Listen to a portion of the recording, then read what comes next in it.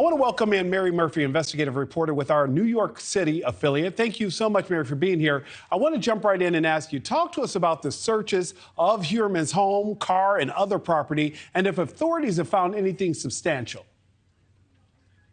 Well, I can tell you, Nick, that we spoke to the Suffolk County District Attorney this morning and the Police Commissioner, Rodney Harrison.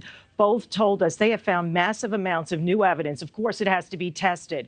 They didn't get specific, but they did acknowledge that they went to that storage unit in another part of Long Island in Amityville, and they're looking for potential trophies that this alleged killer might have kept belonging to his victims. And the fact that the medical examiner was there from Suffolk County, that's very telling, because usually an ME is on site if they think that there may be human remains. So part of the search in the storage lockers involved a search for potential human remains. And Mary, earlier over the weekend, we saw bags of things being brought out, including, in some instances, weapons. We have new video of Heuermann actually being swarmed by law enforcement while walking down a sidewalk. Talk about all the things we know now that police were doing up to this arrest. Well, they followed Heuermann for more than a year as soon as they identified him as a prime suspect in this case. And I know you're waiting for the press conference to start in just about a half hour. We understand that will involve the New York State Police.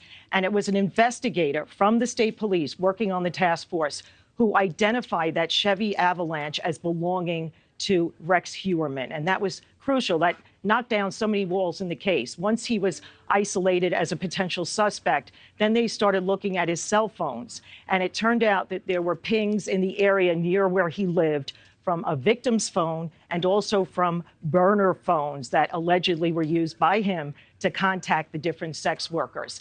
The pings came from where he lived, but also near where he worked. And that was near 35th Street and 5th Avenue in Manhattan. And that's where he was arrested on Thursday night. Mary, you've been doing this long enough. Why do you think they waited to arrest him in Manhattan and not in the rural part of Massapequa where he lives? I really can't answer that question. I can tell you that they were hoping to arrest him this week.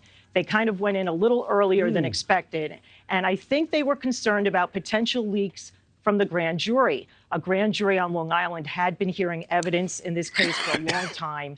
They were very well aware that the suspect was searching the internet to see if there were any new clues in the investigation of him. So they felt they had to get him last week, not wait until this week. And they were also concerned about potential new victims because he was allegedly still dealing with sex workers and going to massage parlors. And that was my next question for you, Mary, before I let you go. There are new questions about if there are other victims out there or if Heuermann could be connected to other Gilgo victims. Do we have any information from police on what they're doing to figure that part out? Well, we asked the commissioner and the DA about that this morning.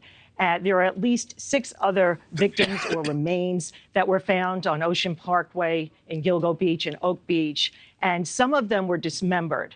The Gilgo 4, their bodies were intact. So the MO of some of the other victims involved dismemberment. So did he get involved with that kind of killing? Or is there another killer out there? That's the key question right now. Mary, I've got to wrap this up, but I have to ask you, on a personal and professional level, you've been covering this case for years. You've had an opportunity to meet some of these family members. What do you think this arrest means for these families of some of these victims?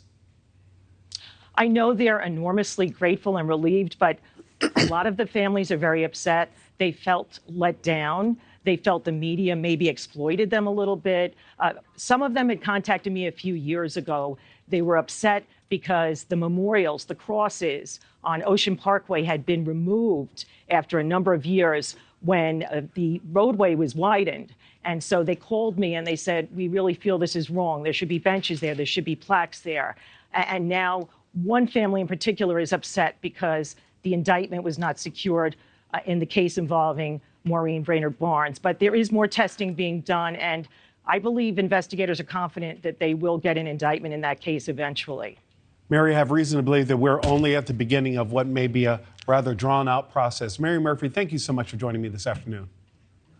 Thanks for having me. Thank you for watching. Go to newsnationnow.com to find News Nation on your television provider. And don't forget to click the red subscribe button below to get more of News Nation's fact-driven, unbiased coverage.